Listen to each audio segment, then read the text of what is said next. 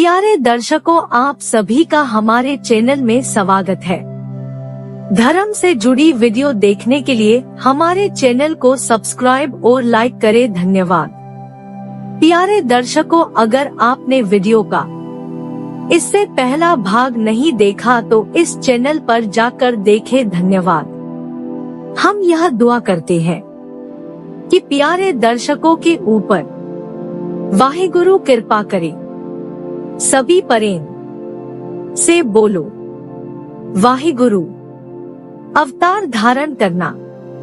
श्री गुरु हरि कृष्ण जी ने श्री गुरु हरि राय जी के घर माता कृष्ण कौर जी की कोख से सावन वदी 10 बुधवार संवत 1713 विक्रमी को कीरतपुर नगर में अवतार धारण किया।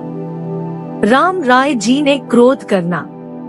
गुरु जी के ज्योति ज्योत समाने से 13वें दिन के पश्चात श्री हरि कृष्ण जी को सब संगत ने गुरुगद्दी के आसन पर बैठाकर दस्तार बंदी की। सब सिख सेवकों ने आपको गुरु मानकर भेंट अर्पण की।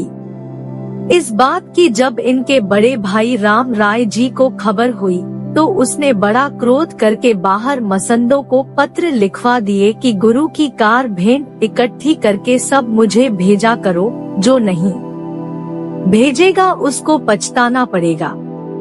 राम राय ने यही न किया बल्कि उसने गुस्से में आकर दिल्ली जाकर औरंगजेब को कहा कि मेरे पिताजी ने मेरे साथ बहुत अन्याय किया है।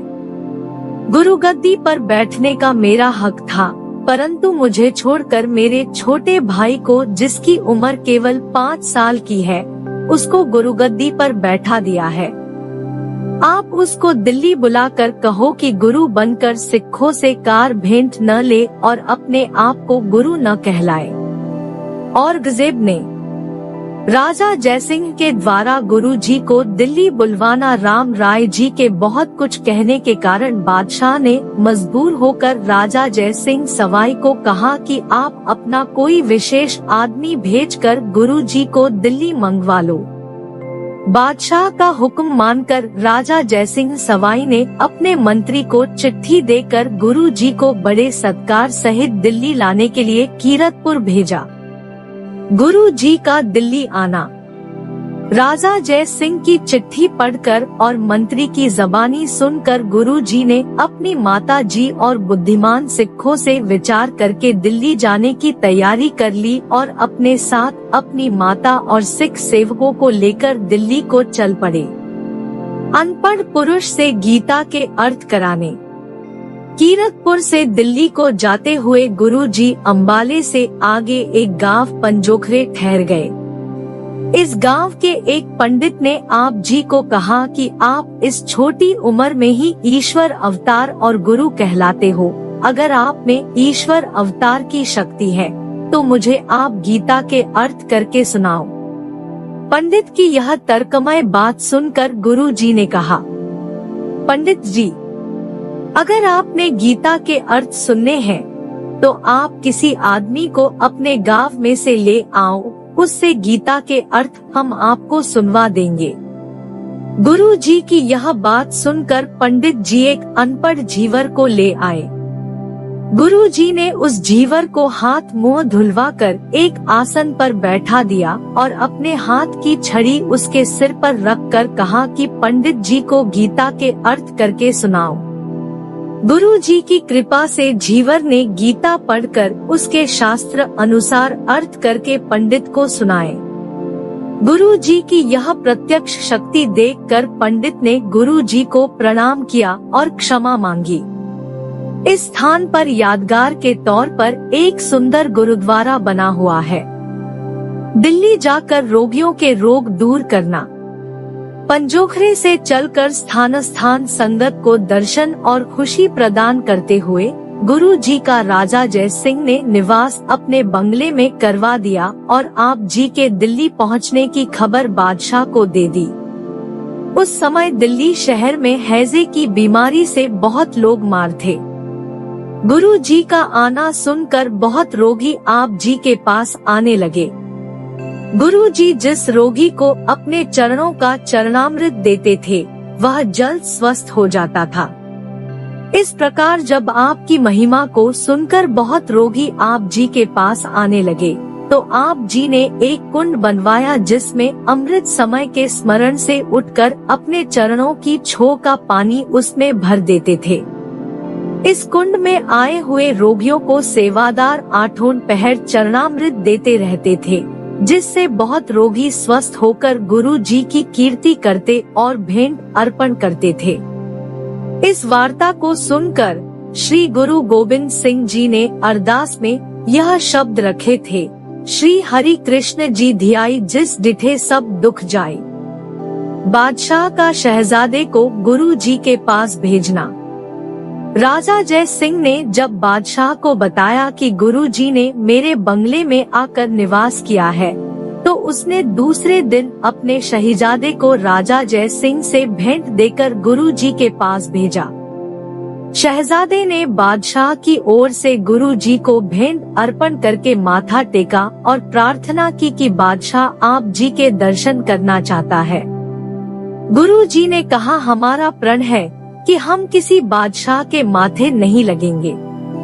शहजादा गुरु जी से बातचीत करके बहुत प्रभावित हुआ और उसने यही बात बादशाह को जाकर बताई कि गुरु वाली है जी उम्र में चाहे बच्चे हैं, परंतु उनकी सूझबूझ वृद्ध हो। जयसिंह की रानी ने गुरु जी की परख करनी जी पूर्ण। जब राजा जय सिंह की रानी ने सुना कि बाल गुरु शक्तिवान है, तो उसने आप जी को भोजन खिलाने के लिए महलों में बुलाया। आप जी को शक्तिवान परखने के लिए रानी अपनी सेविकाओं की तरह कपड़े पहनकर उनमें ही बैठ गई। अंतर्यामी बाल गुरु जी अपनी माता जी सहित जब राजा के महलों में गए, तब सभी रानियां आदि सेविकाएं आप जी के चरणों पर माथा टेक कर बैठ गई। गुरु जी अपने हाथ की छड़ी बारी बारी हर एक के सिर पर रख कर कहते, यह भी रानी नहीं, यह भी रानी नहीं। परंतु जब असली रानी की बारी आई, तो उसके सिर पर छड़ी रख कर कहा कि यह रानी है।